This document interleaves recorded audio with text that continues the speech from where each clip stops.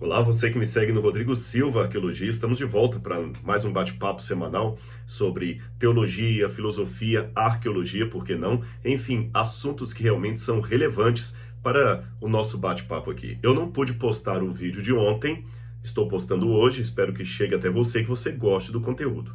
Se gostar, ajude o canal, dê o seu like, se não é inscrito, se inscreva e não se esqueça de ativar o sininho de notificações.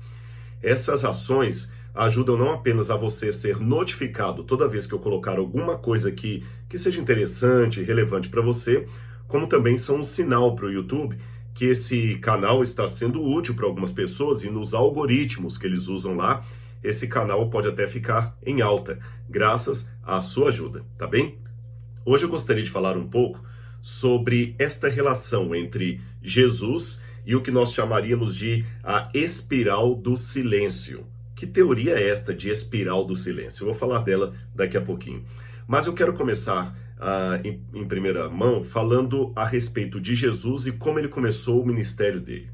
Eu tomo emprestado aqui um insight que não é meu, mas do grande pregador Mark Phelan, um pregador norte-americano muito conceituado, que nos anos 90 criou uma proposta eclesiástica muito interessante de evangelismo, que ele denominou de Fazendo Amigos para Deus. Essa proposta até se tornou o tema da lição da Escola Sabatina, que ele é o autor, onde ele tem a mesma temática, o mesmo título, Fazendo Amigos para Deus. E quando eu vejo isto na Bíblia, eu percebi que Mark Phelan teve ali um insight tremendo de evangelismo. Nós precisamos, talvez, ganhar as pessoas para Jesus, primeiro sendo amigos de Jesus. E, em segundo lugar, nos tornando amigos das pessoas. Quando eu vou ao Evangelho de João, eu vejo de maneira muito notória como é que o evangelista João coloca em prática esse método de Jesus de, a partir da amizade, conduzir pessoas a Deus, à verdade, enfim, através dos relacionamentos. Por outro lado, também eu poderia dizer que o Evangelho de João é paradoxalmente o Evangelho da aceitação e da rejeição do Messias. Aliás, ele já começa no capítulo 1, versículo 11, afirmando que o Verbo, que é o Messias, que é Jesus, veio para o que era seu, e os seus não o receberam. É o Evangelho da rejeição. Mas ele continua dizendo, porém a todos quantos o receberam, deu-lhes o poder de serem feitos filhos de Deus, a saber, aos que creem no seu nome. Isso aqui é lindo. E nós vemos durante toda a trajetória do Evangelho como é que a amizade, os relacionamentos começam bem claro ali. Curioso que nos outros evangelhos sinóticos, geralmente inicia-se pelo nascimento de Jesus, por como ele chegou ao mundo através dos seus pais, de Maria. O Evangelho de Mateus fala, inclusive, como ele foi perseguido por Herodes, os magos que apareceram. Lucas já o apresenta no templo, sendo circuncidado ao 8º dia, depois 40 dias sendo apresentado no templo. O Evangelho de Marcos, por sua vez, ele já começa numa tônica quase semelhante ao livro do Gênesis. Ele diz, princípio do Evangelho de Jesus Cristo. E logo em seguida apresenta o testemunho de João Batista. Parece que é nessa linha de Marcos que João vai, porém com uma pincelada diferente de Marcos e de todos os outros evangelhos sinóticos. João mostra como Jesus começa a partir da amizade. O primeiro personagem em destaque aqui é João Batista, que sabemos por outros evangelistas era um parente de Jesus, talvez um primo de segundo grau, alguma coisa assim, porque a mãe de João Batista, Isabel, era parente de Maria, mãe de Jesus.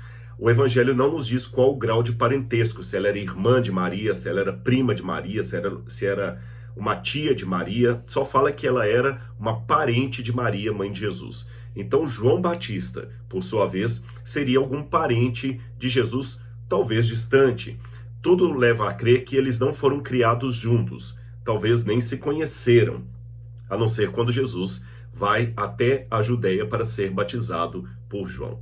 Interessante que Jesus vai para a Judeia, ali no Rio Jordão, para começar o ministério dele.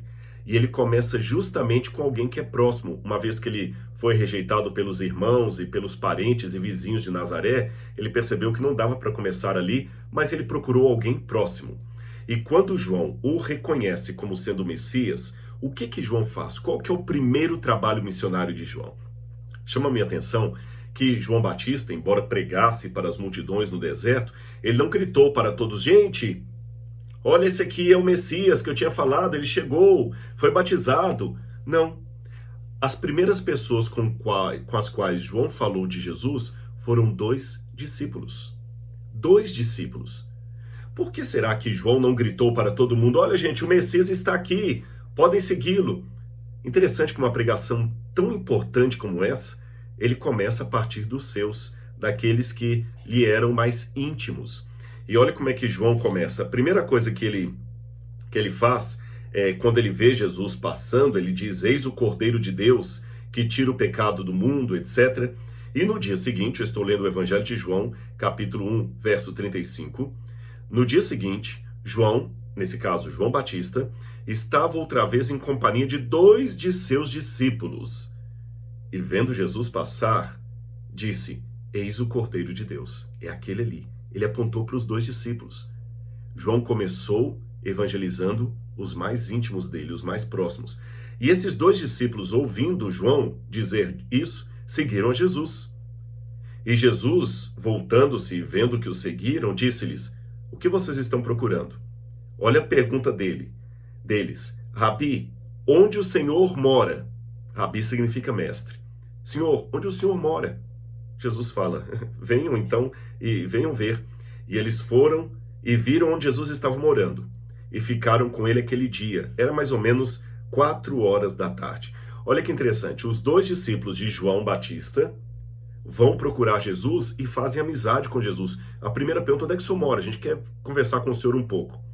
Depois que eles vão se aproximar de Jesus, o Evangelho diz: André, um desses dois discípulos, era irmão de Simão Pedro.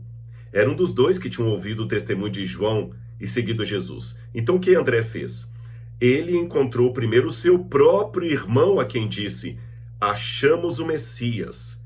Olha que interessante. João Batista, que era parente de Jesus, testemunho de Jesus para quem? Para dois discípulos dele, duas pessoas íntimas. Um desses, que era André, vai pregar Jesus para quem? Para o irmão dele, que era Pedro. Perceberam? Foi pregar para Pedro. E quando Jesus se aproxima de Pedro, olha que maneira interessante de Jesus abordá-lo. Ele o levou a Jesus, Jesus olhou para Pedro e disse: você é Simão, filho de João, mas agora será chamado de Quefas, que quer dizer Pedro. Você tem duas formas de colocar um apelido numa pessoa. Uma forma é a forma do bullying, quando você está ridicularizando alguém e o chama de qualquer nome feio ou algo que lhe traga vergonha. Mas existe uma outra forma de colocar apelido numa pessoa, é quando você a trata de maneira carinhosa, íntima. Muitos Franciscos, para a família, são Chico, ou Paco, se for de origem hispana. É uma forma carinhosa. Quantas Lucienes viram Lu? Quantas vezes você tem uma pessoa, você tem amizade, e você chama por um apelido gostoso, não de bullying, não como forma de pejorá-lo, mas de atraí-lo. Jesus falou: olha, você vai ser Quefas, pedregulho, uma pedra. Fez amizade. Mas vamos continuar. No dia seguinte, Jesus resolveu ir para a Galileia e encontrou Filipe, a quem disse: siga-me. Filipe era de Betsaida, cidade de André e de Pedro. Está percebendo de novo o link de fazer amigos para Deus? Começa com João Batista, que era parente de Jesus. João evangeliza dois discípulos chegados dele. Um desses era André, vai pregar para o irmão, que é Pedro. Eles são da cidade de Betsaida, que era a cidade de Filipe, e começa a pregar para Filipe. Perceberam? E depois que prega para Filipe, Filipe prega para quem? Para Natanael, que também era parente ali, era vizinho, era amigo. E Jesus chega para Natanael e diz assim: olha, Natanael, eis aí um verdadeiro israelita em quem não há fingimento algum. Jesus fez amizade. Depois que Jesus reúne esses discípulos, percebeu? Um amigo levando um amigo para Jesus. Olha que network bem feita. Para onde que Jesus os leva? Qual que é a primeira sala de aula de Jesus com seus discípulos? Um casamento em Caná da Galileia. 3 dias depois houve um casamento em Caná da Galileia. A mãe de Jesus estava ali. Jesus também foi convidado com seus discípulos para o casamento. O fato da mãe de Jesus estar ali e mexendo aqui e acolá dá a entender que ela era alguém parente dos noivos. Então deveria ser um casamento de algum familiar de Jesus. E ele levou os discípulos dele para uma cerimônia social. Perceberam como que Jesus vai literalmente fazendo discípulos? Mas essa questão de fazer amigos para Deus, em primeiro lugar, ela me dá uma lição de missiologia muito interessante. Você que é médico, de repente você é a melhor pessoa para ganhar outro médico. Porque às vezes um médico vai ter preconceito de falar com alguém que não seja médico. E você, como um médico, dando um testemunho para ele, imagina você que é um magistrado, um juiz de direito, um advogado, um pedreiro, um agricultor. De repente, um agricultor ele tem uma linguagem para falar com outro agricultor que talvez aquela pessoa da cidade grande não vai conseguir ter. Alguém que é ou foi militar, ele tem uma forma de falar com o militar, com uma gíria, com uma ginga, muito melhor do que o outro. Não significa aqui segregação, de maneira nenhuma. Eu posso dar meu testemunho próprio para vocês, para honra e glória de Deus. Existe um mistério em torno do programa Evidências que até alguns especialistas que a Novo Tempo contratou para fazer toda uma pesquisa técnica sobre a Novo Tempo, até esses especialistas, uma delas viajou comigo para Israel, eu ouvi de primeira mão ali, ela se surpreendia como que o Evidências, sendo um programa setorizado, porque, veja, é um programa com linguagem bem elevada, é um programa mais voltado para universitários, é um programa que eu falo de grego, de hebraico, de aramaico, de sânscrito, de acadiano, de arqueologia, de história, com datas, nomes complexos, filosofia, mas a despeito disso, eu já recebi testemunhos de pessoas de comunidades bem carentes que vieram para o Evangelho pelo programa Evidências. Às vezes a Novo Tempo mostra uma carta lá, ou uma mensagem que a gente tem às vezes no canal aqui. Olha, Rodrigo, eu não estudei, só fiz até a 4ª série primária, mas eu consigo entender tudo que você fala. Glória a Deus por isso. Crianças, a quantidade enorme de crianças de 7, 8 anos, 5 anos, alguns pais vão falar de crianças de 4 anos que curtem o programa Evidências. E também jovens, é claro, universitários, fazendo mestrado, com doutorado. Então você vê, mesmo um programa setorizado, pelo poder do Espírito Santo, ele atinge outras pessoas que talvez não estavam, num primeiro momento, focadas no objetivo, quando você constrói o texto. Então Deus, como diz o próprio Evangelho de João, o Espírito sopra onde quer. Deixe Deus agir. Faça a sua parte e deixe Deus completar ou talvez até corrigir os nossos defeitos para que o Evangelho seja, no final das contas, uma obra da graça e do Espírito de Deus atuando nas pessoas. Então isso é muito interessante. Você vê pessoas cultas sendo convertidas por um sermão, às vezes, de um semi-analfabeto. E você vê um semi-analfabeto, às vezes, sendo ganho por alguém erudito. Então, Deus sempre age. Porém, isto não tira o mérito do fato de que pessoas de mesma posição social, profissional, têm mais facilidade. Por exemplo, eu conheço alguns empresários que são devotos de Jesus e da Bíblia. Graças a esses empresários, eu consegui entrar em setores e falar para pessoas que dificilmente eu falaria. Pessoas, às vezes, assim, até cultas, famosas, que eu dificilmente teria condição de chegar até a portaria da mansão onde essa pessoa mora. Mas graças à intervenção de alguém, você pôde estar ali. Perceberam como é que funciona a situação? Então, sempre você, na sua esfera de atuação, ganhando pessoas para Jesus. Mas para isso você tem, como eu falei no início desse vídeo, ser, em primeiro lugar, um amigo de Jesus e, em segundo lugar, amigo das pessoas. Você tem que ser amigável. As pessoas têm que ver em você algo de interessante. Jesus pediu para eu ser chato, não para eu ser esquisito. Há pessoas que são chatas, sabe, tóxicas. Aí é terrível o testemunho que ele pode dar. Deus não quer pessoas perfeitinhas que nunca cometam erros, mas ele quer pessoas que não tenham alergia de ser humano. Então, cada um na sua profissão ganha amigos para Jesus, os parentes, os amigos, as pessoas que você pode ter uma influência, tá bem? Agora, tem uma nota aqui no Evangelho de João que me chama a atenção. O Evangelho de João, capítulo 2, mostra que no início Jesus começou de maneira bem discreta. Ele começou apenas com alguns ali, um amigo levando o outro, mas a fama de Jesus começou a crescer. E olha o que diz o capítulo 2, verso 23. Estando Jesus em Jerusalém durante a festa da Páscoa, muitos creram no seu nome, porque viram sinais que ele fazia. Mas o próprio Jesus não confiava neles, porque conhecia a todos. E não precisava que ninguém lhe desse testemunho a respeito das pessoas, porque o próprio Jesus sabia o que era a natureza humana.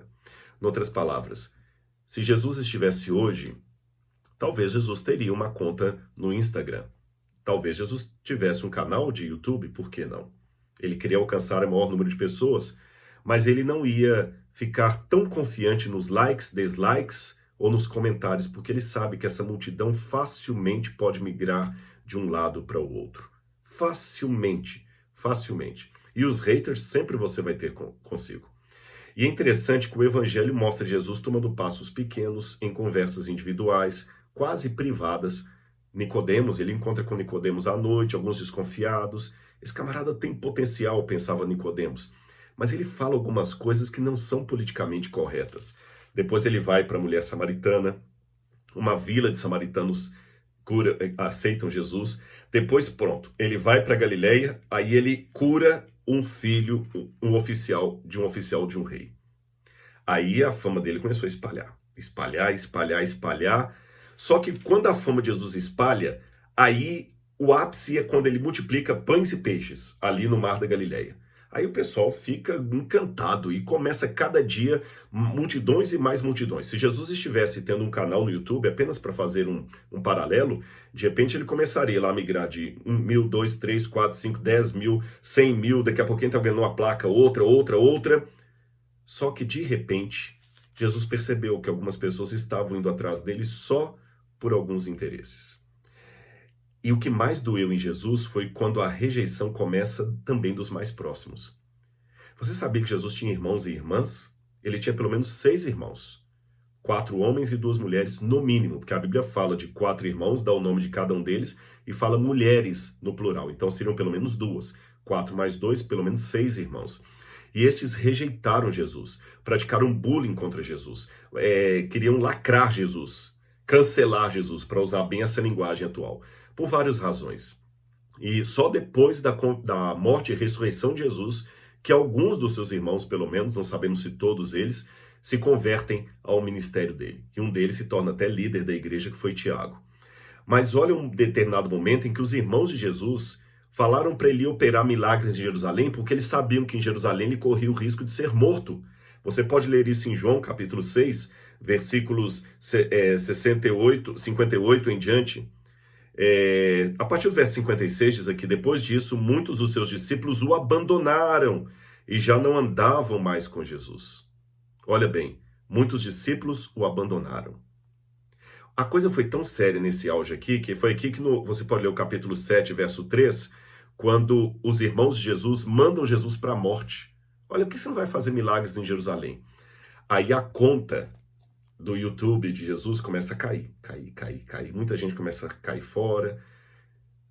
E até Jesus chega a um ponto que ele fica só com praticamente uma meia dúzia de gato pingado ali, os 12 discípulos, vamos dizer assim. E ele chega até a perguntar para eles aqui: vocês também querem ir embora? Podem ir se vocês quiserem. Imaginem no momento do Evangelho de João, as multidões seguindo Jesus, maravilhadas, querendo pão. Houve vezes em que ele ficou escondido do pessoal, porque ele não conseguia nem andar direito. Em Cafarnaum, isso não está em João, mas nos outros evangelhos, em Cafarnaum, quando uma mulher foi curada por Jesus, ela conseguiu tocar na orla do vestido dele, porque Jesus estava com todo mundo apertando ali. E agora, de repente, todo mundo cai fora. A ponto que ele vira para os apóstolos e fala: vocês também querem se retirar? E aí só começa escândalo atrás de escândalo. A ponto que alguns judeus começam a falar o seguinte: você tem demônio, não é? Jesus falou assim: vocês estão querendo me matar, né? E olha que interessante que diz aqui o Evangelho de João, capítulo 7, versículo 20. A multidão respondeu: você tem um demônio, quem aqui está querendo matar você? Jesus percebia. E, gente, sem querer cometer nenhum anacronismo, como eu consigo perceber o comportamento dessa multidão com alguns comportamentos que a gente vê na mídia, principalmente com os lacradores de plantão. Eles lacram, e quando você fala o seguinte: você está sendo desrespeitoso. Ah, tá dando de vítima, agora é? Interessante, os mesmos que são vitimistas, quando você fala algumas verdades, eles acusam você de estar sendo vítima. Vem de maneira desrespeitosa, Um dia desses aí, um aí até que foi meu aluno, Rodrigo, que bobagem, porque eu coloquei uma coisa, sabe, não tem respeito nem da forma de falar com a pessoa. Lacradores. E gostam de fazer bagunça. Gostam de aprontar. E acham que estão pregando o evangelho. Como a multidão aqui também achavam que eram os filhos de Abraão. E Jesus começou a perceber que quando ele falava alguma coisa que não agradava aquele povo, eles começaram a pular fora. Pular fora. E o Evangelho de João é mostrando cada vez mais a dissidência, eles pulando fora, a ponto que no fim sobra apenas Jesus, os discípulos, e muitos deles fogem, só João que fica ali ao pé da cruz com Maria Madalena, a mãe de Jesus e mais algumas outras mulheres ali. Os outros caíram fora e a multidão que uma semana antes clamou, esse é o Filho de Deus, Hosana é o Filho de Davi, agora queriam crucificá-lo. Eu poderia terminar essa reflexão por aqui, mas eu não posso deixar de fazê-lo sem primeiro levar, primeiramente a mim e a você, a uma reflexão. Por que essas pessoas que antes estavam tão ávidas por Jesus e sua mensagem, de repente começaram a pular fora? O que aconteceu? O que Jesus falou de tão cruel assim? Talvez uma pergunta ainda mais importante do que essa. Uma questão ainda mais crucial. Hoje, de que lado eu estou? Daqueles que permanecem com Jesus ou daqueles que pulam fora porque ele deixou de ser interessante? É curioso que quando essas histórias são contadas, todo mundo quer ser o mocinho, né? Hoje todo mundo, é uma coisa que eu sempre me pergunto, Senhor, ajude-me a ser honesto com os meus questionamentos, porque eu sempre penso que eu vou estar do lado dos que ficaram com Jesus. Ora, essa é uma resposta muito óbvia de ser dada 2000 anos depois, quando eu vivo num país predominantemente cristão. Eu tenho que saber se eu ficaria realmente ao lado de Jesus se eu fosse um dos judeus daquela época. Entenderam? Hoje é muito fácil criticar aquela multidão e falar, não, eu ficaria ao lado de Jesus na cruz, eu não ficaria do lado dos romanos nem dos judeus. Será? E aí eu aproveito essas reflexões para entrar naquela teoria que eu falei com vocês lá no comecinho do programa, a teoria do espiral do silêncio. Quem propôs essa teoria do espiral do silêncio foi uma alemã socióloga, Elisabeth, o nome dela é Elisabeth Noel Neumann, ela é alemã, era alemã. E ela propôs essa teoria no final dos anos 60 e depois no ano 1977, pelas eleições alemãs. Essa teoria do espiral do silêncio, ela mostra o seguinte, ela primeiro conseguiu perceber que na sociedade existem alguns mecanismos muito fortes que atuam na psique das pessoas, que promovem um clima de opinião. E esse clima de opinião tende a gerir aquilo que as pessoas consideram bom, importante, a pauta do dia. E normalmente o ponto central é que há uma opinião pública que é massificada por alguns, geralmente indivíduos de mídia, e essa opinião pública, quando ela é massificada, ela domina o posicionamento das multidões. E muitas pessoas que até têm um pensamento contrário, eles escondem o seu pensamento contrário por medo da rejeição. Perceberam? E isso é um fenômeno social. Ou seja, eu até não concordo com isto, mas por não ser politicamente correto, eu vou ficar calado. Aí aqui eu posso, Rodrigo, começar a me perguntar de que lado eu ficaria na época de Jesus. E se o espiral do silêncio não está me afetando hoje. Vou dar um exemplo para vocês. Eu vejo hoje muitos pregadores, e perdoe-me falar assim, muitos pastores midiáticos, e não estou jogando pedra no telhado de ninguém não. Antes de fazer esse vídeo para vocês, eu me perguntei isso na primeira pessoa do singular. Eu já perguntei para mim mesmo. Que eles só falam de coisinhas boas na internet. É um fenômeno que eu estou percebendo. Eles, ou letra A, falam frases muito óbvias que só arrancam aplausos. Jesus é amor, Jesus é aceitação. Ou falam frases que dizem tudo e não dizem nada. Teologia à la Renato Russo. Você lembra das músicas do Renato Russo? Aquelas músicas que dizem tudo e não falam nada ao mesmo tempo. Gilberto Gil. Com todo respeito a quem gosta de Gilberto Gil. Aquela pessoa que filosofa, mas ele fala tudo sem dizer nada. Ou então ele coloca uma frase que qualquer um pode interpretar do jeito que quiser, ele não é claro.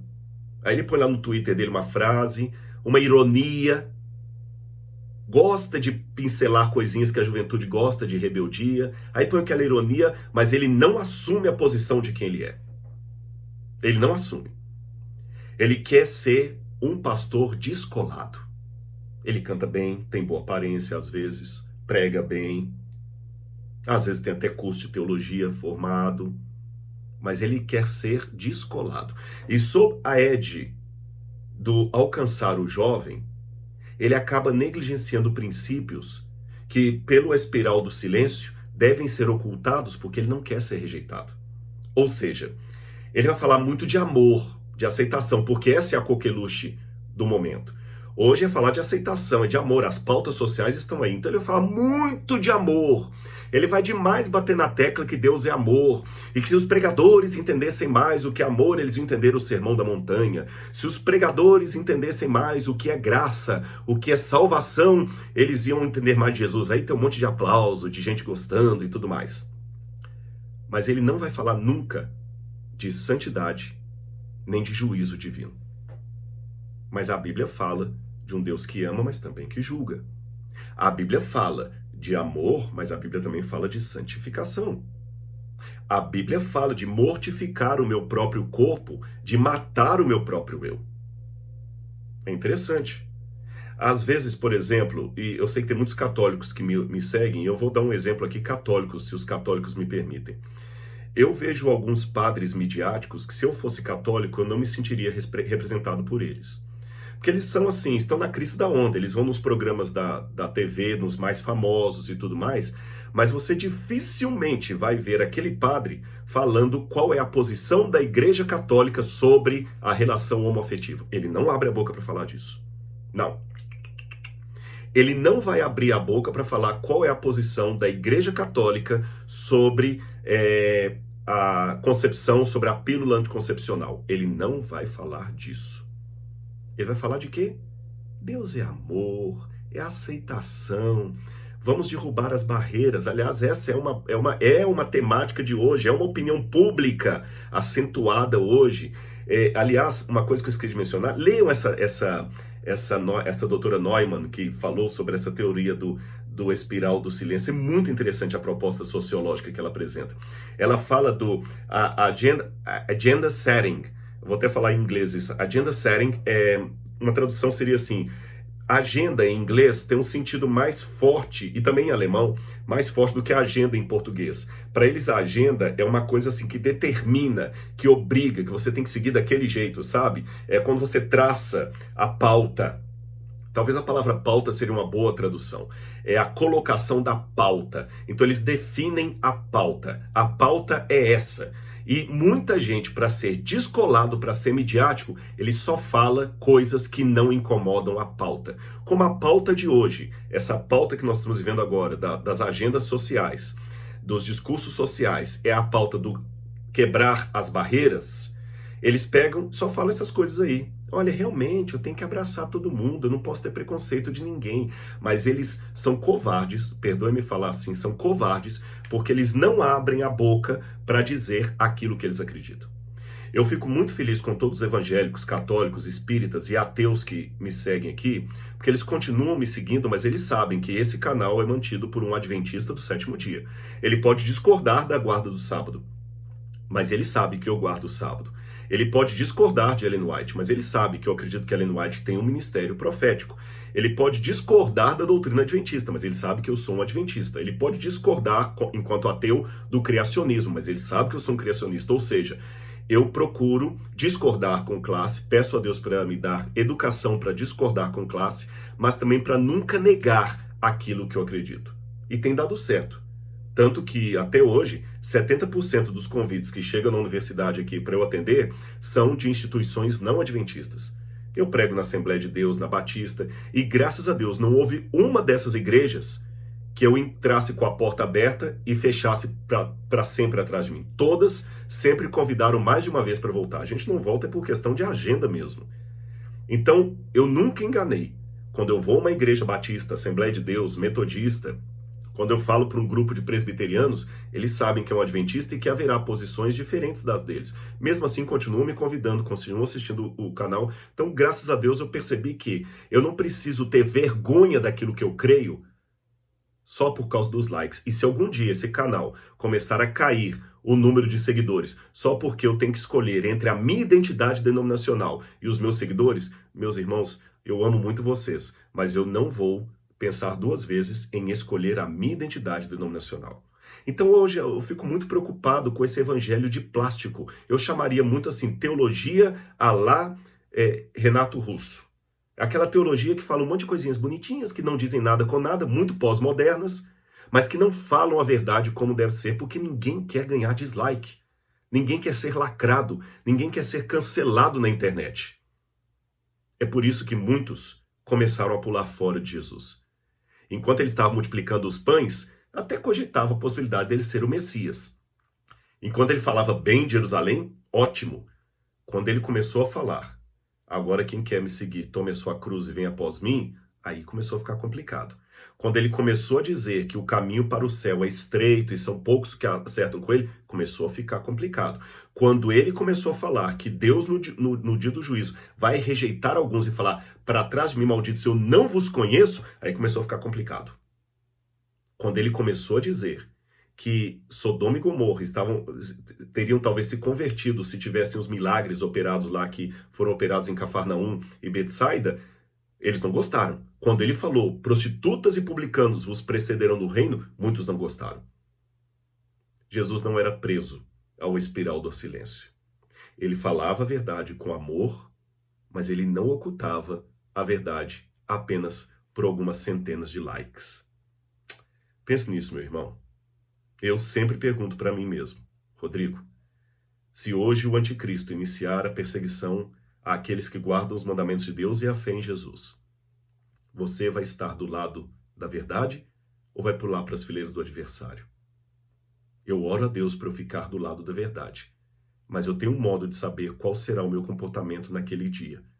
Como eu estou agindo hoje na bonança. Se hoje eu oculto aquelas verdades inconvenientes apenas em nome do ser descolado, eu também ocultarei essas verdades inconvenientes quando o anticristo dominar o mundo e traçar a pauta do que é ou não politicamente correto ser dito. Pense nisso. Que Deus o abençoe e a gente se encontra no próximo vídeo. Um grande abraço.